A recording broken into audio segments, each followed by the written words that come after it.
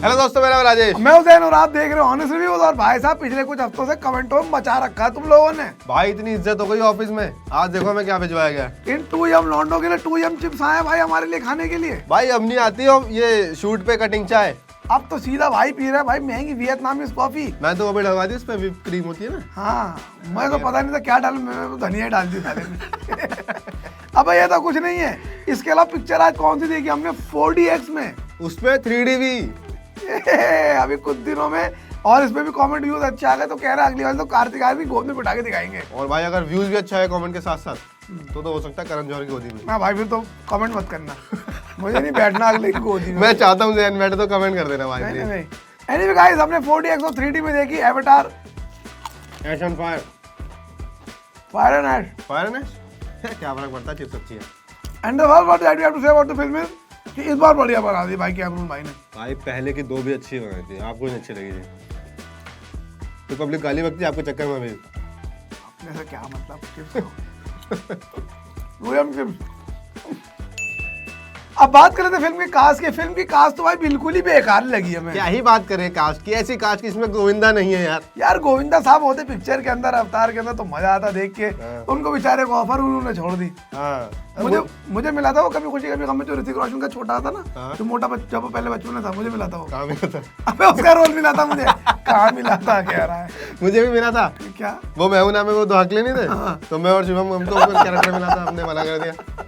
बड़े भाई ऐसे बड़े सारे कैरेक्टर मिले थे। खैर जो हमारे इस पिक्चर के अंदर कास्ट वही है जो कि पिछली पिक्चरों में भी होती आ रही थी।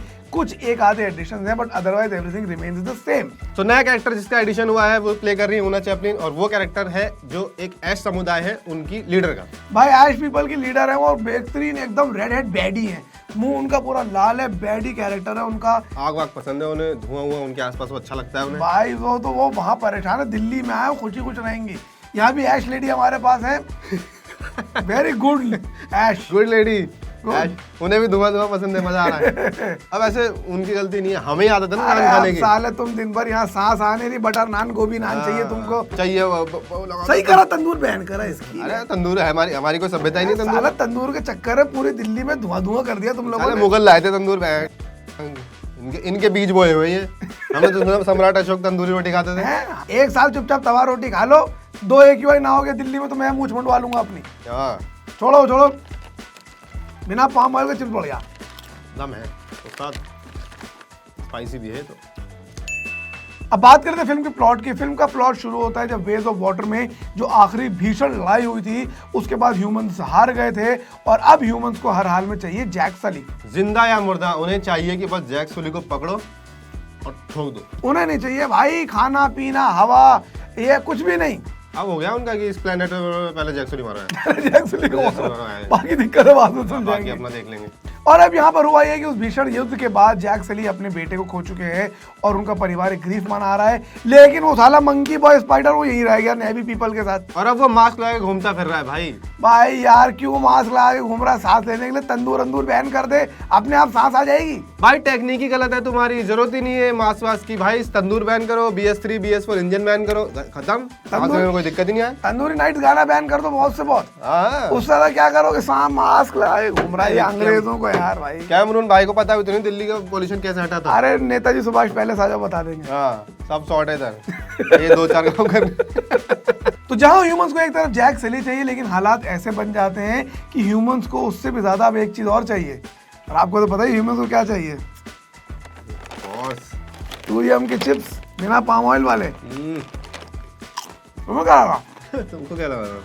वो रेड हेड बैडी भाई बहुत ही टेढ़ी औरत है वो। भाई जैसी औरतें हमारे परिवारों में चाची आची को माना जाता है ना, वो वैसी है भाई। बैडी भाई, प्योर बैडी भाई, प्योर बैडी है भाई। मतलब जैसे हम बोलते हैं चाची अच्छा इतना खून पीती है, वो ऐसा खून काट के पार्टी करती है भाई, वो लेजिट पीती है। तो बहुत ही सही कैरेक्टर बन गया। और अब स्टेक्स काफी हाई हो गए हैं बिकॉज अब पूरे यूनिवर्स के एग्जिस्टेंस पर ही सवाल उठ जाते हैं। क्या होगा? जैक सली जीतेंगे, हारेंगे, मरेंगे, मारेंगे? ये सारी की सारी प्लॉट के अंदर है।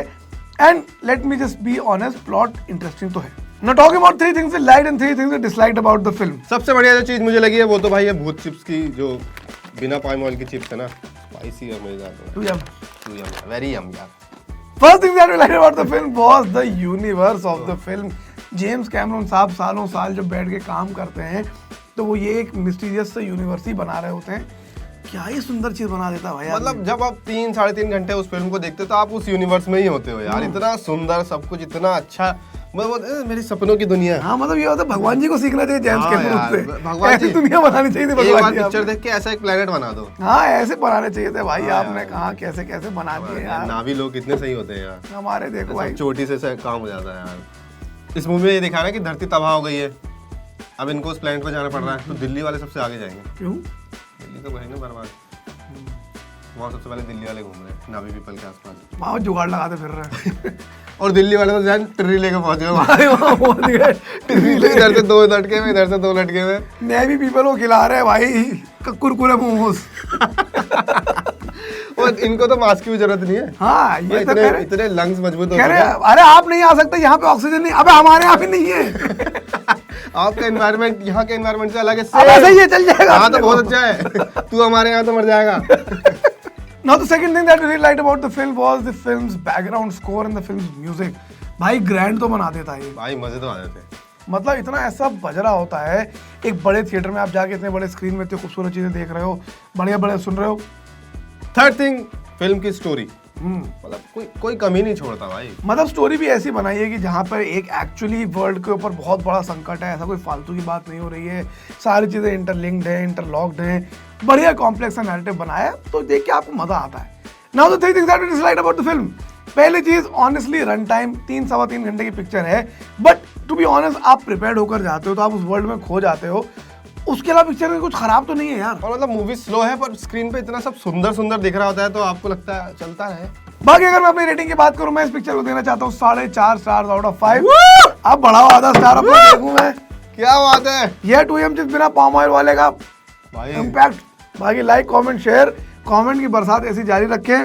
और अगर जैन भाई को करण जौहर की गोदी में बैठवाना है तो आप तो उल्टा बोलो। नहीं कमेंट नहीं करने का। करण जौहर की गोदी में। ओके राम राम।